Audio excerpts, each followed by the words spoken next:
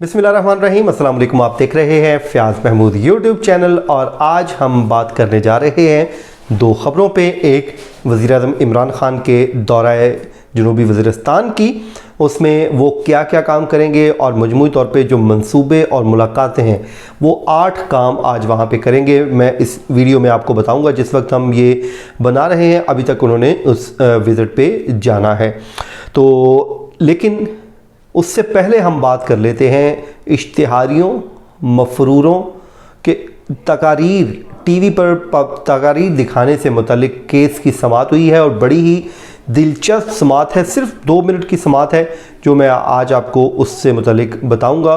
बुनियादी तौर पे ये anchors human rights commission of Pakistan और PFUJ समेत जो सीनियर सहाफ़ी थे 16, उन्होंने इस्लामाबाद हाई कोर्ट से रुजू किया था और 2 नोटिफिकेशन इस्लामाबाद हाई कोर्ट में चैलेंज किए थे। एक वो नोटिफिकेशन जो इसहाक डार साहब की तकारीर पर पाबंदी से मुतालिक था, पैमरा का नोटिफिकेशन। इसी तरह दूसरा जो नोटिफिकेशन था, जिस नोटिफिकेशन को जारी होने के बाद मियां नवाज शरीफ की तकारीर पर पाबंदी लगी, वो नोटिफिकेशन चैलेंज किया गया था।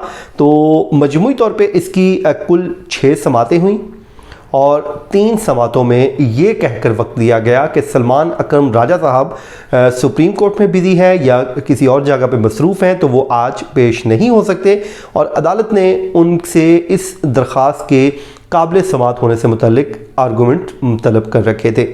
जब से ये दायर हुई उस वक्त से इंतज़ार किया जा रहा था किनका? सलमान अकरम राजा साहब का। तो आज जब आए और उन्होंने आके अपनी दरख्वास्त वापस लेने की, विड्रॉ करने की इस्तदा की अपने क्लाइंट की तरफ से, तो मेरे जहन में शेर आ गया। वो था ना, बड़ा शोर सुनते थे पहलू में दिल का, जो चीरा तो एक कतरा खून का ना निकला। यानी कि आज हम ये थे कि शायद वो आएंगे और आर्गूमेंट्स होंगे और इश्तिहारियों और जो मफरूर हैं उनकी तकारीर पर जो पाबंदी हटाने से मुतल्लिक है वो अदालत को कायल कर लेंगे। लेकिन उन्होंने आके जो बात की और उन्होंने कहा कि हम अपनी जो दरख्वास्त हैं, जो क्लाइंट हैं, उनकी इंस्ट्रक्शन ये है कि हम अपनी दरख्वास्त वापस लेना चाहते हैं और आप हमारी इस इस्तदा को अलाउ करें। पहले दिन वो आए थे इश्तिहारियों और मफरूरों की तकारीर पर पाबंदी हटवाने, लेकिन आज जो उन्होंने इस्तदा की वो इस्तदा की कि हम अपनी दरख्वास्त ही वापस लेना चाहते हैं और एक फ़्रेश पिटीशन दायर करना चाहते हैं।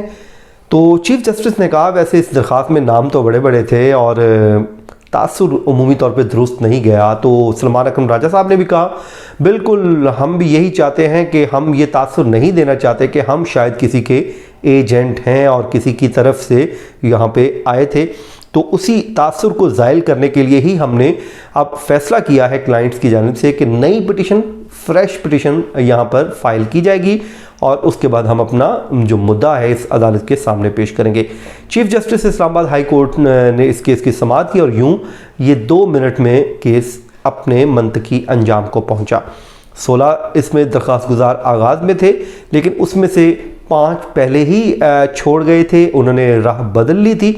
लेकिन नजम सेठी साहब की क़यादत में जो बाकी काफ़िला खड़ा था वो डटा रहा महाज पे, लेकिन आज उन्होंने भी सरेंडर कर दिया है ये कह के कि हम ये तासुर नहीं देना चाहते कि हम किसी के एजेंट हैं।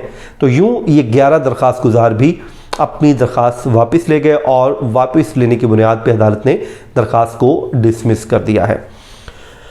ये हो गया जी आज की हमारी इस पिटीशन के हवाले से जो मैंने आपसे बात करनी थी चीफ़ जस्टिस साहब ने की। अब आ जाए जी वज़ीर-ए-आज़म के जनूबी जो वज़ीरिस्तान का दौरा है, ये इसको बड़ा अहमियत का हामिल दौरा क्यों कहा जा रहा है? क्योंकि आपको पता है कि जब से ये फाटा का इंज़माम हुआ है उसके बाद से उसको तरक्की देने की बातें हो रही हैं कि इसको किस तरह से सूबे के साथ और बाकी, क्योंकि जो पसमानदा इलाके हैं इनको तरक्की कैसे दिलवानी है। तो ये कहा जा रहा है कि उस के जो आज दौरा होगा उसमें किन किन मंसूबों की बात होगी। सबसे पहले जी आज वज़ीर-ए-आज़म वहाँ पर पहुँचेंगे, अपने वफाकी काबीना के जो रेलिवेंट वज़रा हैं उनके हमरा वहाँ पे। इसके अलावा जो हमारे के मीडिया के दोस्त भी यहाँ से गए हैं वो भी वहाँ पे होंगे और ये कवरेज भी होगी, आपको चीज़ें भी पता चल जाएंगी। सबसे पहला जो उन्होंने काम करना है वहाँ पे पहुँच के, वो वाना में कायम जो कैडेट कॉलेज है उसके तोसीही मंसूबे का इफ्तिताह करना है, यानी कि संग बुनियाद रखना है, सॉरी। तो इस तरह दूसरा जो मंसूबा उनका शामिल है का प्लान में, वो है एहसास कफ़ालत के तहत मुस्तहकीन में चेक तकसीम किए जाएंगे और वो प्राइम मिनिस्टर तकसीम करेंगे। जबकि तीसरा एहसास प्रोग्राम के डिजिटल सर्वे पर भी उन्हें ब्रीफिंग दी जाएगी। ये एहसास प्रोग्राम का जो डिजिटल सर्वे होगा उस हवाले से उनको ब्रीफिंग दी जाएगी और ये जनूबी वज़ीरिस्तान में सारे काम होंगे। चौथा काम है जी वाना में वो कबाली जो ट्राइबल माहिदीन हैं उनसे मुलाकातें करेंगे। आपको पता है कि वो हमारा बड़ा सेंसिटिव एरिया भी है, वहाँ पे जो लोग हैं उनके जो तहफ़्फ़ुज़ात हैं वो ज़ाहिर है वो वज़ीर-ए-आज़म के सामने पेश भी करेंगे और जो मुल्की मफाद में वो फ़ैसले भी लिए जाएंगे और ये कबायली माहिदीन से मुलाकात वो करेंगे।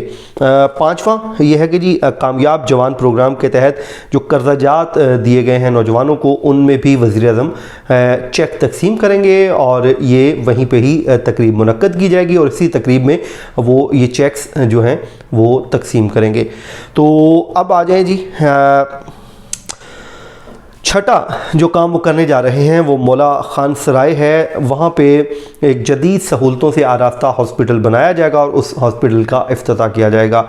देखें ये जो सेहत का शोबा है हमारे यहाँ बड़ा ही पसमानदा इसको कहें तो है। 70 सालों में इस पे वो उस तरह काम नहीं हुआ जिस तरह होना चाहिए था। जो सेहत की सहूलियात है, ख़ासकर जो कबायली इलाकों की बात की जाए तो वहाँ पे वो सेहत की सहूलियात हैं आज भी इस दौर में भी लोगों के पास वो चीज़ें नहीं हैं जो शायद हमारे यहाँ इस्लामाबाद में हमारे पास मुयस्सर हैं।